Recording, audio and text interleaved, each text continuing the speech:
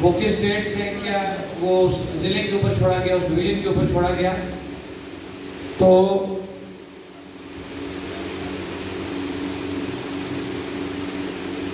मैं सबसे पहले ज़िला मीरपुर की बात करूंगा कि ज़िला मीरपुर से साद अंसारी एडवोकेट, मोहम्मद महरान ख्वाजा एडवोकेट, रिजवान करामत साहब, ये 3 नाम फाइनल हुए हैं जी मीरपुर के डिवीजन की जो ज़िला की कमेटी है उस हवाला से। इसी तरह ज़िला कोटली से इम्तियाज़ असलम साहब, अनवार बेग साहब, राशिद नईम साहब।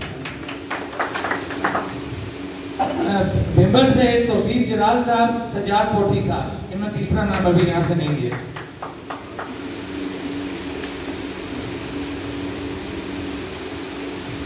और अब इसी तरह हम टच करते हैं पुंछ डिवीजन को। तो रावला कोट जो जिला पुंछ जिसको रावला कोट कहते हैं, वहां से उमर नजीर साहब, सरदार सजाद खान साहब और अरबाब एडवोकेट जी।